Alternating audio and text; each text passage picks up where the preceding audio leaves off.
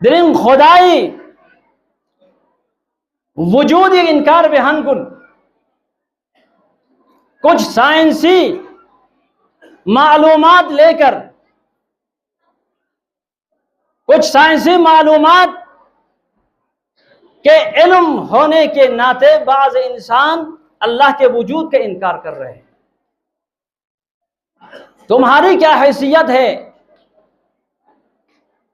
تمہاری عقل و ادراک میں کون سی گنجائش ہے، کتنی وسعت ہے کہ تم خدا کو سمجھے؟ پہلے علی کو سمجھے پھر خدا کو سمجھنے کی کوشش کرے۔ خدا خیال خدا انکار بے کو سائنس معلومات چون چیزوں فکر انسان کو نسی خدا انکار بے شروع بے سکتا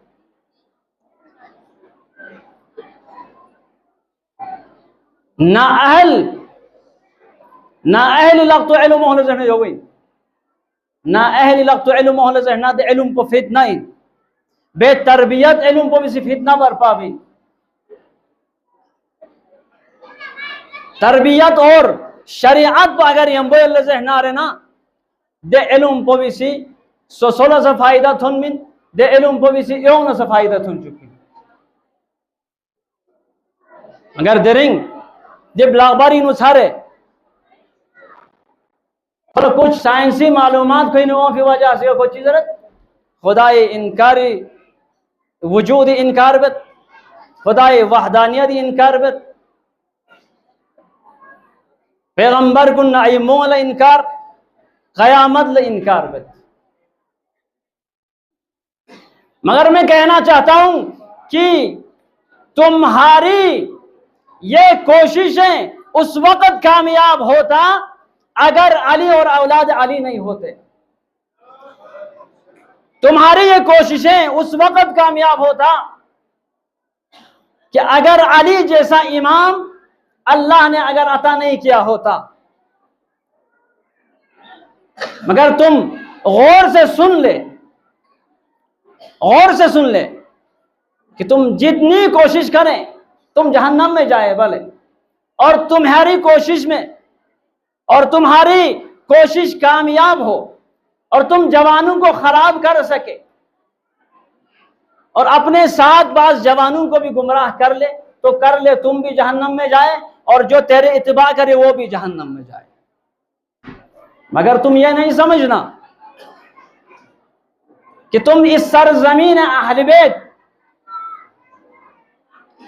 کے بسنے والے محبین اہل بیت، علی کے عاشقوں کو، اہل بیت کے ماننے والوں کو، حسینی جوانوں کو، جنہوں نے کربلا سے درس اسلام لیا ہو، جنہوں نے کربلا سے درس وحدانیت لیا ہو، جنہوں نے کربلا سے خدا کی معرفت حاصل کی ہو، جنہوں نے حضرت زینب اور حضرت سجاد کے خطبوں سے خدا کی وجود اور خدا کی وحدانیت اور خدا کی معرفت حاصل کی ہو، وہ کبھی تمہارے ان فضول بکواسات میں آ کر وہ گمراہ ہونے کے لیے تیار نہیں ہے۔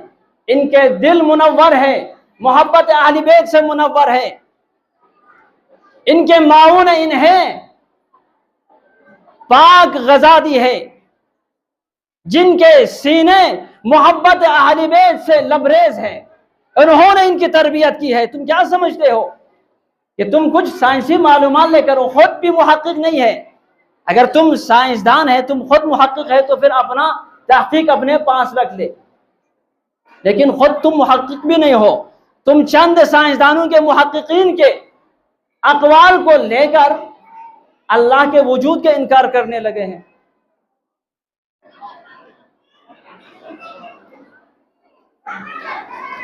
میں ایک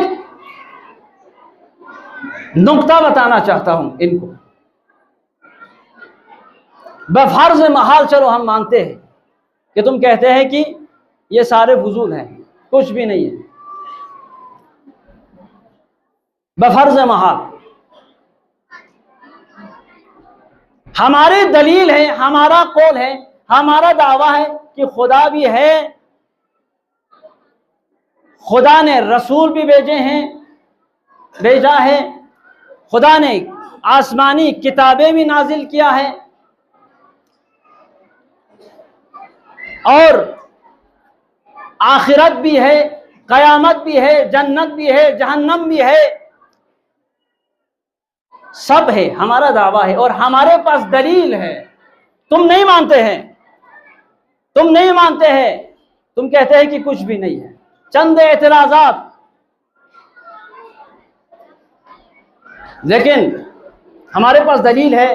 1,24,000 انبیاء آئے، سب نے یہی تعلیم دی، سب نے یہی تبلیغ کی کہ اللہ ایک ہے، اللہ کے رسول ہیں، اللہ کی کتابیں ہیں، قیامت ہے، جہنم ہے، جنت ہے، یہ سب ان پر دلیلیں ہیں۔ ان پر دلیلیں کیا ہیں؟ اتنے سارے انبیاء آئے، انہوں نے بتایا، حضرت آدم سے لے کر حضرت خاتم المرسلین تک 1,24,000 انبیاء نے بتائے۔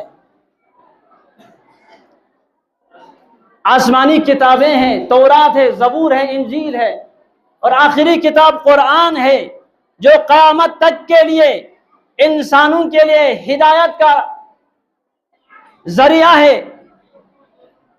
یہ سب دلیل ہیں، تم نہیں مانتے ان دلیلوں کو، تم سائنس کو مانتے ہیں، قرآن کو نہیں مانتا۔ تم محققین کے، سائنسی محققین کے بات کو ماننے کے لیے تیار ہے، لیکن رسول اللہ کے قول کو ماننے کے لیے تم تیار نہیں ہے۔ ہمارے پاس دلیل ہے، بہت سارے دلیلیں ہیں، اخلاقی دلیل ہے، فطری دلیل ہے، نقلی دلیل ہے، عقلی دلیل ہے، اخلاقی دلیل ہے، یہ سارے دلیل ہیں، مگر تم ماننے کے لیے تیار نہیں ہیں۔ مثلا ایک دلیل، یہ دلیل کیا بتاتے ہیں ہمیں؟ علت اور معلول، یہ ایک دلیل ہے، بڑی دلیل۔ علت اور معلول کیا ہے؟ سببیت، یعنی کوئی چیز بلا وجہ کسی بنانے والے کے بغیر کوئی چیز وجود میں نہیں آتی۔ کسی چیز کی وجود میں آنے کے لیے سبب چاہیے، دلیل چاہیے، علت چاہیے، وجہ چاہیے۔ مثلا ہمارے جو چیزیں ہیں، مادی چیزیں، یہ موبائل ایسے ہی وجود میں آیا ہے کسی بنانے والے کے بغیر؟ کوئی بھی انسان کہنے کے لیے تیار نہیں ہے کہ یہ موبائل ایسے ہی وجود میں آئے، کسی بنانے والے نے بنایا۔ یہ گاڑی، یہ جہاز، یہ کمپیوٹر، یہ ساری چیزیں، یہ مادی چیزیں، سارے کسی بنانے والے کی وجہ سے، اس کی سبب سے وجود میں آیا۔ یہ امام بارگاہ کسی معمار کی وجہ سے قائم ہوا ہے، تو پھر یہ ساری کائنات، یہ آسمان، یہ زمین، یہ عرش، یہ کرسی، یہ 7 آسمان، یہ زمینیں، یہ سارے ایسے ہی وجود میں آیا ہے؟ ناممکن ہے۔ تو کوئی وجہ ہے، کوئی سبب ہے، وہی خدا ہے۔ وہ خالق لم یزل ہے، جو ہمیشہ سے ہے، ابد سے ہے، ازل سے ہے، ابد تک رہے گا۔ اگر تمہارے عقل و فہم و ادراک میں گنجائش نہیں ہے اللہ کو سمجھنے کا، اللہ کو سمجھنے کے لیے تمہارے پاس اتنے عقل نہیں ہے، تو پھر اس کا مطلب یہ نہیں کہ اللہ ہی نہیں ہے، یہ تمہاری عقل اور شعور اور ادراک کی کمزوری ہے، یہ اللہ کی وجود کی نفی کے لیے دلیل نہیں ہے۔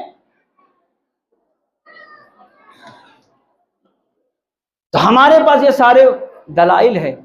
پھر ایک اور بڑی دلیل یہ ہے، ائمہ اہل بیت، علی اور اولاد علی، امیر المؤمنین کے خطبات سنیں یکے بعد دیگرے، اور کربلا میں خصوصی طور امام حسین نے اس دین کے لیے اتنی قربانی دی ہے، اور امام حسین علیہ السلام نے اپنے سب کچھ اسی دین کے لیے لٹایا ہے، اسے اللہ کی رضایت کے لیے حسین نے اگر یہ سب کچھ لٹایا ہے تو پھر ہمارے لیے کسی اور دلیل کی ضرورت نہیں ہے، یہی دلیل ہمارے لیے کافی ہے کہ کربلا کے واقعے میں ہمیں یہ درس ملا ہے کہ اللہ کا بھی وجود ہے، اللہ کے رسول ہے، اللہ کے کتاب ہے، ائمہ اہل بیت بھی اللہ کے نمائندے ہیں، قیامت بھی ہے، جہنم بھی ہے اور جہنم بھی ہے، یہ دلیل ہے۔ اور جوانوں ہوشیار رہو، ان مفسدین کے، ان گمراہ کن لوگوں کے، ان کے سازش میں کبھی نہیں آنا۔ یہ باطل ہے، یہ جہنمی ہے، یہ آپ لوگوں کو بھی اپنے ساتھ لے جانا چاہتا ہے۔ اور سنیں، میں نے کہا تھا ایک نقطہ بیان کرنا، یہ ہے ہمارے پاس جو دلیل ہے، یہ ہمارا، لیکن تم نہیں مانتے، بفرض محال چلو، بفرض محال تمہارا کہنا ہم مانتے ہیں، نہیں ہے، چلو سب کچھ نہیں ہے، اور تمہارا کہنا ہے کہ بس یہ وجود، یہ دنیا ایسے ہی بن گیا ہے، ایک دن ایسے ہی ختم ہونا، کچھ بھی نہیں ہے، نہ قیامت ہے، نہ جہنم ہے، نہ جنت ہے۔ تمہارا کہنا بفرض محال مان لیا، پھر ہم سب مر جائیں گے ایک دن، پھر ایک دن قیامت آئے گی، پھر فیصلے کا دن ہوگا، جنت و جہنم کا فیصلہ ہوگا، حساب و کتاب ہوگا، میدان محشر میں تمام مخلوق خدا اللہ کے سامنے حاضر ہوں گے، تو کیا کریں گے؟ ہم جو ماننے والے ہیں، ہم اسی پر اعتقاد رکھتے ہیں، اللہ کی عبادت کرتے ہیں، استغفار کرتے ہیں، اور ہم تو خوش قسمت ہو گئے، واقعی تھے، یہ سب کچھ قیامت بھی تھی اور یہ سب ہو گیا تو ہمارے لیے نجات ہے۔ اور تم کیا کرو گے؟ ان سارے دلائل کو بھی تم نے نہیں مانا، 1,24,000 انبیاء کو بھی تم نے نہیں مانا، اللہ کے قول کو نہیں مانا، قرآن کو نہیں مانا، رسول کا نہیں مانا، امام کا نہیں مانا، یہ سارے معجزات جو رسول نے لائے تھے اس کو بھی تم نے نہیں مانا، وہ تمہارے لیے کافی نہیں تھی۔ یعنی دو چیزوں سے خالی نہیں ہے، اگر عمل کیا تو کیا نقصان ہوا؟ بفرض محال قیامت نہیں تھی، کچھ بھی نہیں تھا، ہم نے عمل کیا تھا، پھر ہم نے کیا تو کیا نقصان ہوا؟ ایک اچھی زندگی گزاری، کیا شریعت نے منع کیا ہے کہ اچھی زندگی نہ کرے، مکان نہیں بنائے، گاڑی نہیں لے لے، پیسے نہیں کمائے؟ شریعت نے منع کیا؟ نہیں کیا ہے، عیش و عشرت کی زندگی کرے مگر حق اور حلال کمائی سے، کسی کے پر ظلم نہ ہو۔ ہم نے اسی طرح عمل کیا اور تم نے انکار کیا، اور تم نے دنیا میں ان سب کو باطل سمجھ کر زندگی کی، اور تم نے جانوروں کی طرح زندگی کر کے تمہارے زندگی کا جب اختتام ہوا، ہم نے عبادت کرتے کرتے ہماری زندگی کی بھی اختتام ہو گیا، تو پھر قیامت کے دن کون خوش قسمت ہے؟ اگر واقعی میں قیامت ہے اور یقیناً ہے، اس میں کوئی شک، ہمارے نزدیک کوئی شک نہیں ہے، ان کی بات کر رہے ہیں جو اللہ کو نہیں مانتے ہیں، تو اگر تم نے بڑا نقصان کیا، اب تم اس وقت کیا کرو گے؟ جہنم کے اس آگ میں کہ جس کا ایندھن انسان اور پتھر ہے، ایسی آگ کہ اگر اس کا ایک ذرہ مشرق میں پڑ گیا تو مغرب تک جل جائے گا، اس سزا کے لیے تیار رہیں۔ یہ گمراہ کن لوگ ہیں، یہ جوانوں کو خراب کر رہے ہیں، یہ یوتھ کے ذہنوں کو خراب کر رہے ہیں، اور یہ علماء سے، دین سے، اسلام سے لوگوں کو، جوانوں کو دور کر رہے ہیں۔ یہ مفسدین ہے، یہ چند دنیاوی مفاد کے لیے یہ کام کر رہے ہیں، یہ دنیاوی چند مفاد کے لیے کر رہے ہیں یہ سارے۔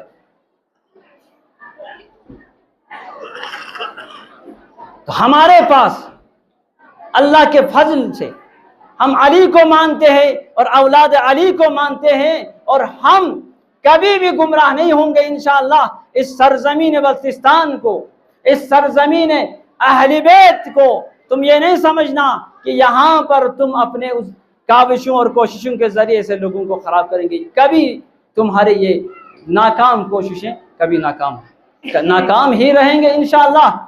اور ہمارے جو جوان ہیں، کربلائی جوان، حسینی جوان، یہ ہمیشہ اہل بیت سے تمسک کرتے ہیں۔ حبل اللہ المتین، امیر المؤمنین حبل اللہ ہے، اللہ کے مضبوط رسی ہے، اس رسی کو کبھی ہم نہیں چھوڑ سکتے۔ درود پڑھے محمد علیہ۔